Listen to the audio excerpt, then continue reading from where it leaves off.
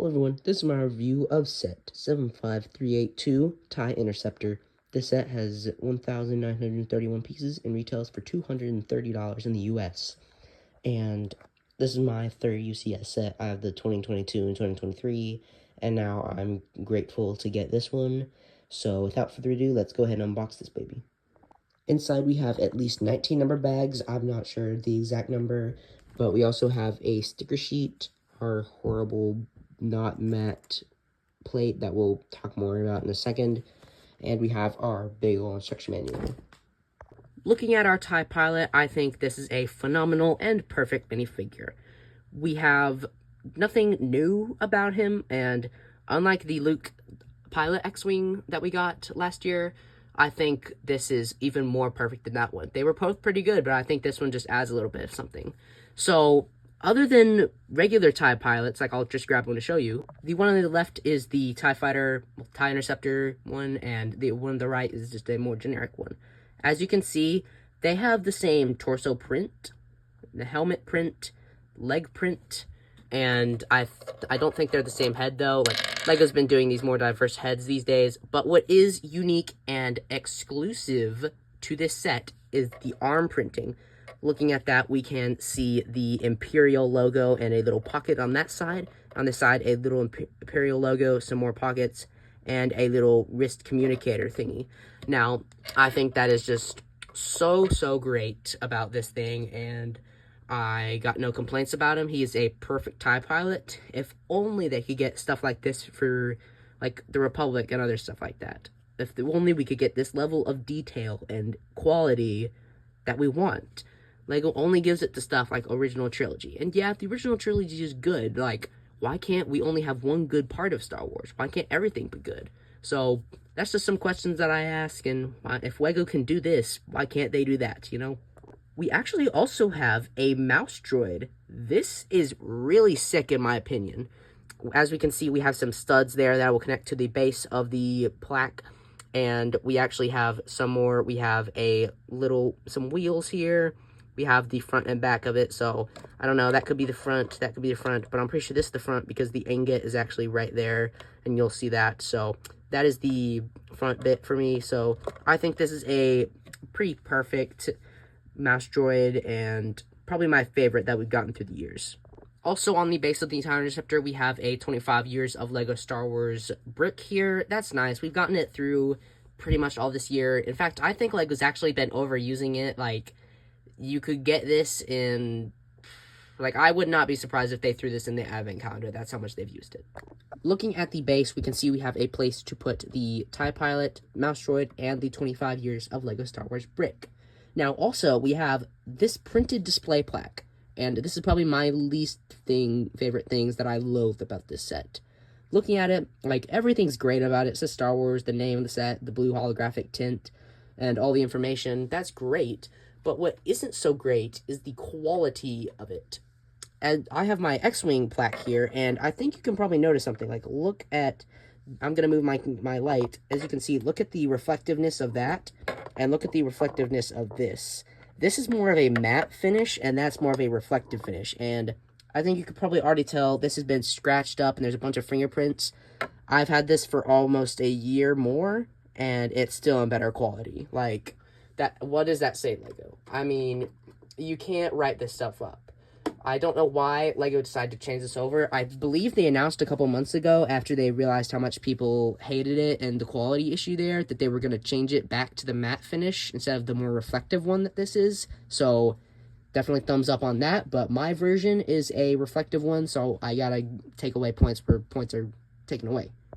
Now, the actual base of the TIE Interceptor, looking at it, this little part will connect into the bottom of the TIE Interceptor.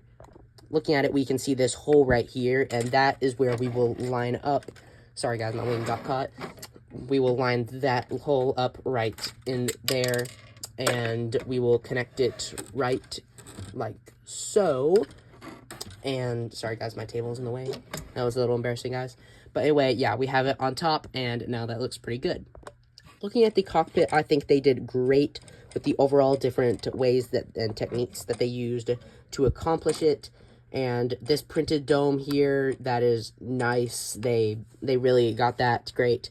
And the idea to use the gaming controller on the side in dark gray, that's pretty unique, and I think it works for this set. It's just, you know, really unique. Now, underside is probably the worst part of this TIE Interceptor, and it's this. That's supposed to be lasers, but for some reason they're sticking out like they're trying to fire, but they really can't. And if you had put on more of that, then, or like Lego, honestly, they should have just done gray rods there, because they put those rods in the blades there and for stability purposes, but they really should have just put, you know, gray. So it looks like the blasters are trying to fire, but just got frozen and can't. So that's definitely not good there. But anyway, looking at the side, we have some more greebling. That looks nice. We have the same on the other side and the other side there. Looking at the top of the TIE Interceptor, we can see that we actually have this printed dome, and of course, this is also really great, but something that isn't great is this part in the middle. As you can see, the printing would keep going if there weren't studs there, and that should keep going black. In my opinion, they should have made this black. That would have finished out that look a little bit, and they should have at least put a little bit of, like, hangover pieces there. So, yeah. I mean, that's what they should have done, but of course it's Lego, so they can't.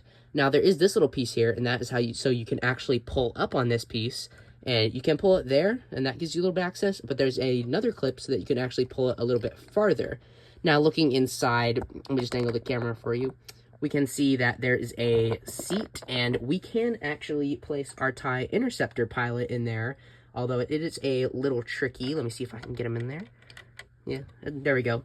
He is nice and snug in there. You'll see a couple of stickers around there. No prints in this set other than those domes. And those prints look great, but these stickers, well, they do not.